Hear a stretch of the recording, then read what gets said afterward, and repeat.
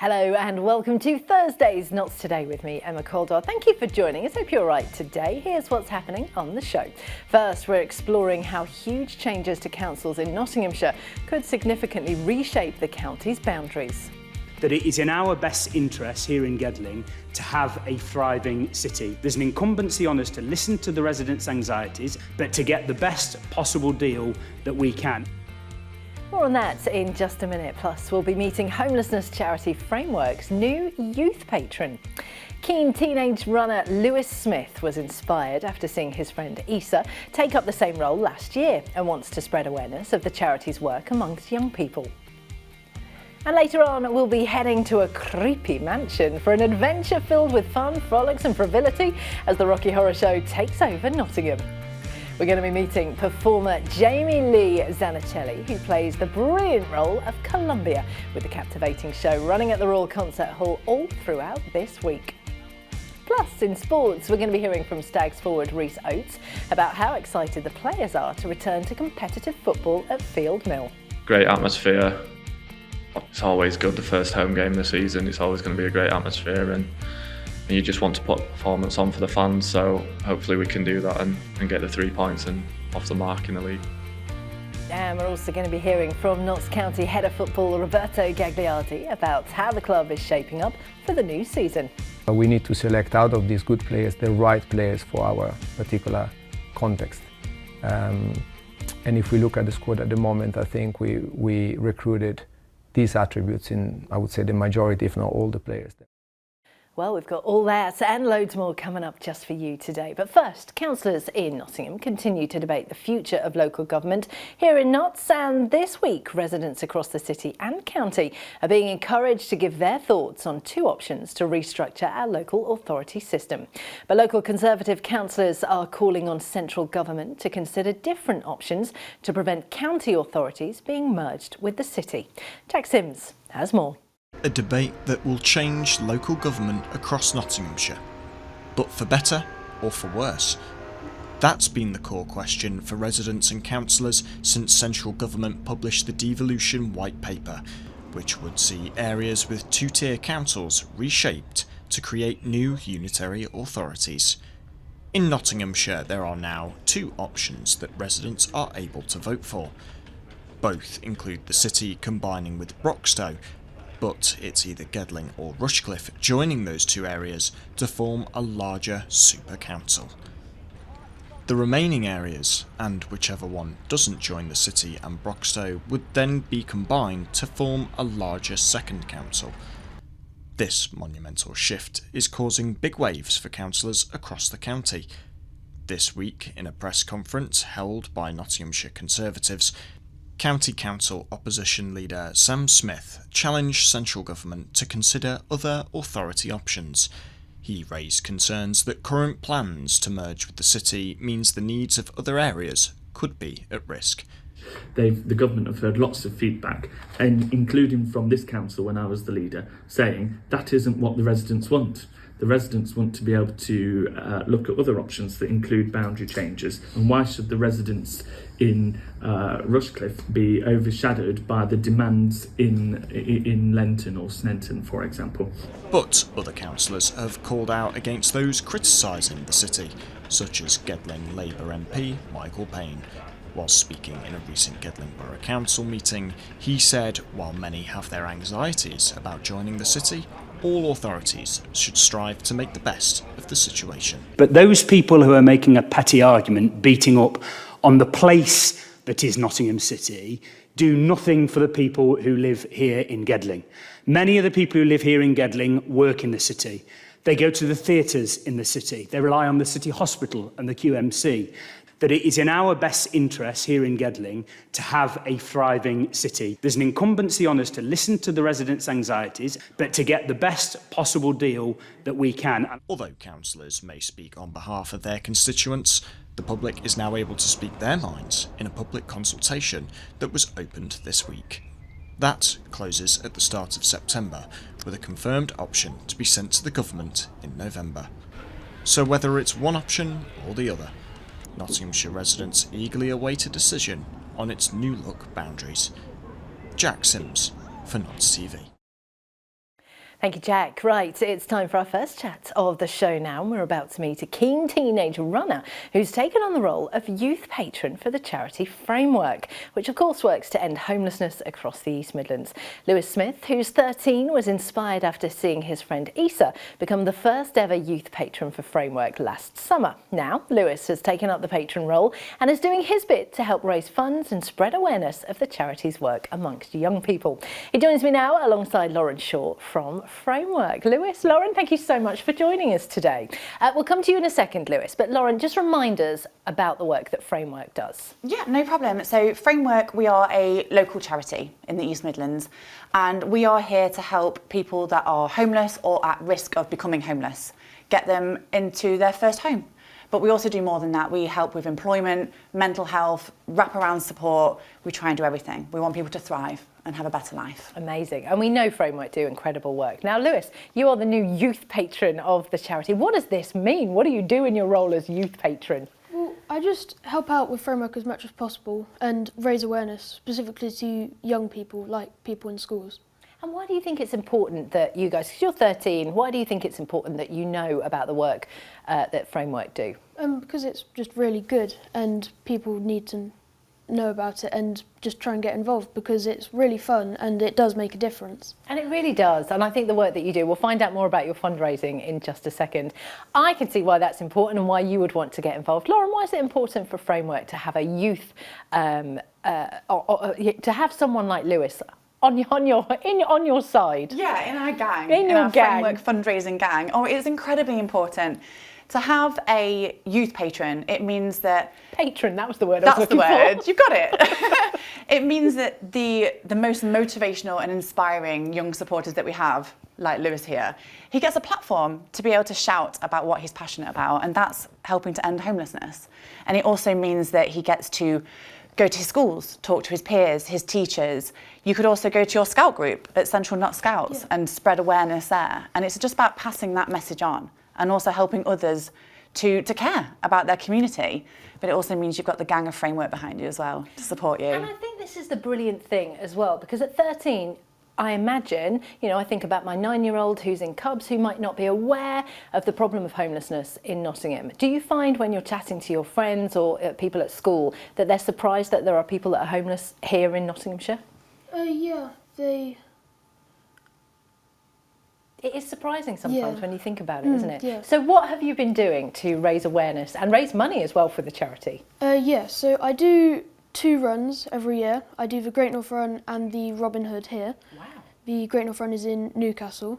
I've also got lots of ideas for the future, for the next year that I'm going to be working with Framework as the youth patron. And hopefully I can just raise awareness as much as possible as well. And this must be brilliant for you, Lauren, having a young mind coming in going, I've got loads of ideas. Because I think sometimes as grown-ups you're like, oh, what can we do now? Yeah, no, exactly. So Lewis comes in and he's got his brilliant ideas and it's so inspiring. And honestly, I can't wait. I can't wait to be I will be Lewis's sidekick. I'll be there with him all the way. We'll go out together. We can talk to schools. We'll just raise awareness everywhere we go. But yeah, I'm super, super excited to hear what he's got. I love that. And with your runs as well, you say you do 2 big runs, and they are big runs as well. Yeah. I'm familiar with both of those runs, obviously the Robin Hood here in Nottinghamshire. How do you feel when you're doing those runs, knowing that you're raising money for such a good cause? Yeah, it's great. And I probably do run a bit quicker, get a bit better of time. And it's just amazing because I get to wear the Framework vest as well. And it's just really good, yeah. And it is one of those brilliant things of having Framework behind you. What inspired you to get involved? Well, I've always been raising money doing the 2 runs. And then just with the big sleep out that the Scouts does, and Issa and his brothers doing the virtual sleep out, I decided to raise money for Framework doing my runs. And then I got offered to be the youth patron, and then that's how I You became must be it, so yeah. super proud. I know your mum's here as well. She must be very proud of you as well. And if there are more young people who are going, actually, I'd like to get involved in this, how do they find out more, Lauren? Okay, so they just go onto our website. It's frameworkha.org. On there is obviously all the information, but we've got some really great fundraising resources on there about how they can do their own big sleep outs, how they can just do any fundraising, everything is on there. I love that. Lewis, thank you so much for coming in and sharing your story with us. Lauren, thank you very much for telling us You're welcome. more about the brilliant work that Framework do. We appreciate it. All right, in other Notts news, and two burglars who stole a £170,000 luxury car were caught after stopping off in places where CCTV could spot their faces. 20-year-old Rhys Abbott and 19-year-old Roman Stevenson broke into a house in Keyworth before stealing the keys to a Range Rover.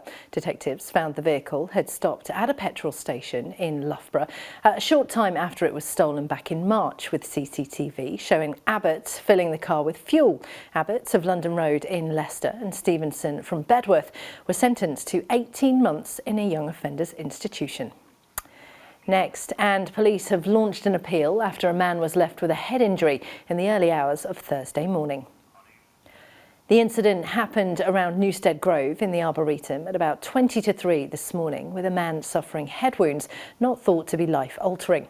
A cordon was in place throughout the day whilst Nottinghamshire police investigated the assault, and the force want to speak with anybody who may have seen something to get in touch. And if you can help, you should call the force on 101. All right, it's time for a short break now, but don't go anywhere, because when we get back, we're going to be hearing all about the Rocky Horror Show performances spooking Nottingham's Royal Concert Hall this week. It's just a jump to the left and then a step to the right. Plus, we've got your sport roundup too. I won't sing for you, with the Stags, Notts and Forest news too. All that and plenty more coming up in the next few minutes. Don't go anywhere. We'll see you in a sec. Bye-bye.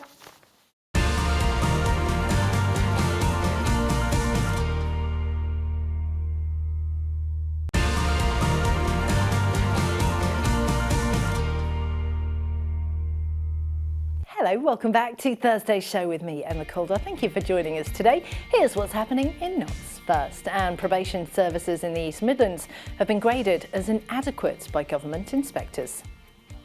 A report by His Majesty's Inspectorate of Probation said work to protect people from harm, particularly women and children who are victims of domestic abuse, just wasn't good enough. Inspectors found poor quality risk assessments and management plans for offenders across the region, and staff working with significant caseloads.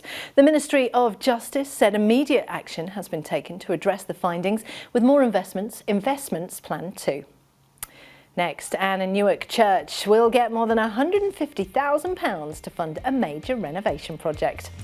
The St Mary Magdalene Church is a Grade 1 listed medieval church in the heart of the town, and will get £151,000 in heritage at-risk funding to support the final phase of urgent ongoing masonry repairs. The Reawakening St Mary's project aims to improve access facilities, the building's condition and energy efficiency. The overall project is expected to allow the building to be removed from the heritage at-risk register.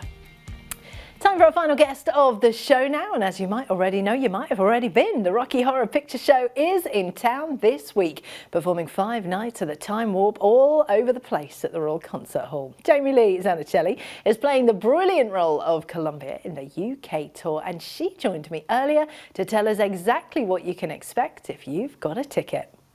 Jamie Lee, thank you so much for joining us this afternoon. We appreciate it, because I know you're in the dressing room at the moment at the Royal Concert Hall getting ready for tonight's performance. We are so excited that the Rocky Horror Show has come back to Nottingham. Honestly, when I see it on the programme, I'm like, it's amazing. So much love for the show. But for those people who may not have seen the show before, how would you describe it? It's a stirring pot of so many different things. It's sci-fi meets rock and roll, definitely one for the senses. It's the full immersive experience. That's how I would describe it. And I think you're absolutely right. It is an immersive experience with lots of interaction, which we'll talk about in a moment. But tell us about your character, Columbia, because she is just fabulous. Oh, Columbia, she's really special. Created by Nell Campbell. She's a groupie, very much just comes along for the ride. She's this big, bubbly, vivacious character that joins the Rocky family, and I think she's just one for the eyes. She's sequined from head to toe, but actually she's a really complex character to play, because there's so many layers to her, but she is a lot of fun. She's been amazing to play. And I think you're absolutely right as well. She is like an onion. There's so many different layers to her. And I think it must be lovely, I hope, as an actor, when you're on stage and you know that people are just waiting for certain parts of your character to do certain things. Yeah, it's actually been a dream, and not a part I've thought I'd see myself playing. So as an actor, it's lovely to have those challenges. And because she's such an iconic character, I have to say there is a tiny bit of pressure to deliver, because Rocky fans, I mean, we've got 50 years, know what the show is. So to honour that is quite scary. But Absolutely. it's, Well, from what I've heard from the reviews this week, you are doing an incredible job. But you're right, the Rocky Horror Show has been going for such a long time, 50 odd years. What do you think it is about the show that just keeps bringing people back year after year after year? I think there's just a magnetism to the show. There's nothing else really that comes close to what it is. It's ahead of its time. And I think it's just a place where people can come and escape for a couple of hours and dress up and be very much a part of the show. And just, you know, show up in any way they wish. And I think this audience relies so heavily on audience participation. So they're very much of a part of the way that Rocky ticks, which is really important. And I think that adds a lot of value to the show and to the people that are participating in it. And it really does. Let's talk about that audience participation, because I've seen some of the social media pictures from the Theatre Royal and Concert Hall this week, because the people in Nottingham are showing up incredibly. What's that like as actors, to be on stage and looking out into an audience and you know that they are up for the night? I think they're having just as much fun as we are. And I look out and you just think how much effort people have made just to dress up as the characters, you know, that are represented. And how much thought and love goes into it, and just how much people enjoy it. And it's very much a reciprocal relationship on and off stage, I think. So even that is quite special. It's really quite amazing. It really is amazing. I can't think of any other show that goes quite so into it as the Rocky Horror Show. And of course, it's not just the audience that keep coming back for more. Jason Donovan, I mean, it's not his first time playing Frankenfurter, is it? He must love it. Yeah, do you know what? Again, I can't really pinpoint what it is that's so special about the show, but people do return.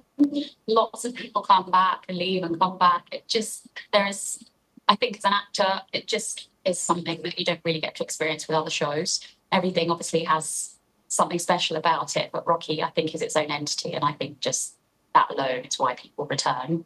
Absolutely. Well, you've been in Nottingham since Monday. We know the reviews have been incredible. The audience have been incredible. Remind us how long you're going to be in Nottingham and how people can get their hands on tickets. We're at the Royal Concert Hall until Saturday, so there are still some seats available. We'd love to see you there, time warping with us. And yeah, come along. Honestly, it's one of those wonderful shows where you get to time warp at the end in the theatre, and it's absolutely wonderful. Thank you so much for joining us, and good luck with the performance tonight. Thank you for having me. Thank you. Love me a bit of time warping. All right, it's time for your Thursday sport now, and we are starting with Mansfield. And forward Rhys Oates, who says the players are relishing the chance to get back in front of a packed field Mill on Saturday when they take on Doncaster. The match is Mansfield's first home game of the new League One season, which got underway with a 2-1 loss to Burton. And forward Oates says the players, including of course those new signings, are beginning to find their rhythm together in training. I think we just push to get as high in the league as we can. Obviously, didn't start how we wanted it to on Saturday, but it's going to take time. We've having 6 or 7 new players in, and it's going to take time to gel. I think we showed in spells of the game that we have got that team spirit and things like that. We just need to try and cut out the mistakes, and we'll be fine. It's going to be a good game, probably a sellout. I'm sure they'll probably sell the away end as well. So. Great atmosphere. It's always good, the first home game this season. It's always going to be a great atmosphere, and you just want to put a performance on for the fans. So hopefully we can do that and get the 3 points and off the mark in the league. Into League Two now, and Notts County head of football Roberto Gagliardi says the club feel like they are in a good place for the new season after some significant additions to the squad under new head coach Martin Patterson. The Pies drew their first match of the new campaign 1-1 away at Newport and return to Meadow Lane on Saturday when they take on Salford. And director Gagliardi says the decision off the pitch should start to bear fruit on the field. Some of the games that we played last season against more physical teams, it did look like a kind of a trend that we could not perform against those teams. So it was important to recruit towards those attributes that make us stronger in that particular element of the game. So physicality, pace, power, intensity, they were at the key attributes that we targeted in the recruitment of the players. The concept is that there are a lot of good players out in the market, but we need to select out of these good players the right players for our particular context. And if we look at the squad at the moment, I think we recruited these attributes in, I would say, the majority, if not all the players. Sticking with football, but across the Trent now, and Forest have confirmed Scottish goalkeeper Angus Gunn has signed a one-year deal at the City Ground. The young shot-stopper began his career at Norwich but signed his first professional contract with Man City, aged 17. He's then gone on to play for Southampton and Norwich again, meaning he arrives Trentside with previous Premier League experience. He said he's happy to be joining the club and a good group of keepers, and he's excited to get going with Nuno and the side. And elsewhere on Notts TV, today is your last chance to catch last month's Notts TV debates before a new panel of great local guests hits your screen for more big discussions. Last month, Francis Finn and some local figures discussed all sorts of topics, such as whether the government are doing a good job, what should be done with the benefits system, and whether Forest City Ground expansion is a good idea. The new episode will air tomorrow at 8:30, but here is some of last month's discussion on the City Ground, which is available on demand right now. I feel slightly differently about it. So I kind of think if they're prepared to put that level of investment in, you know, I don't live in Lady Bay, so I can imagine that it must be hellish on match days. But if there are going to be these improvements that and there's negotiations with planning and there's negotiations with police and traffic, you know, so I guess principally it could be a good idea for Nottingham, but yeah, kind of a little bit. Are the people coming in and spending their money, Bruce? Is this how we benefit as a city? How are we benefiting? I look at it from a different viewpoint, really. I think we've missed an opportunity to expand properly and do the job properly. I think well, I was a lifelong Forest supporter and I love the City Ground, don't get me wrong, but wrong location, really. I think we've got the opportunity to do what Everton have done, you know. And you can catch the Notts TV debate on demand right now. Time for your Thursday picture of the day now, though. And this one is from Manaf Kabalan over on Instagram. Look at that, absolutely gorgeous of the city centre. And don't forget, of course, you can tag at Notts_TV in your photos over on Instagram too. And you might never know, you might get to see them on the telly. Weather-wise, and it's not been too bad today. Bit of rain though. It's sat around 23 degrees with lows of 13 to come overnight. Tomorrow and Saturday are similar with highs of 24 and lows of 13 too. Visibility is very good though this weekend, and the pollen levels are staying nice and low for the hay fever sufferers. But unfortunately, I do need to let you know that the sunset is starting to creep in earlier now, setting at around 8:45. Winter is coming. I won't say that yet. And that's the end of the show. Thank you as always to our great guests. I'm back tomorrow 5:30, but for now, bye bye.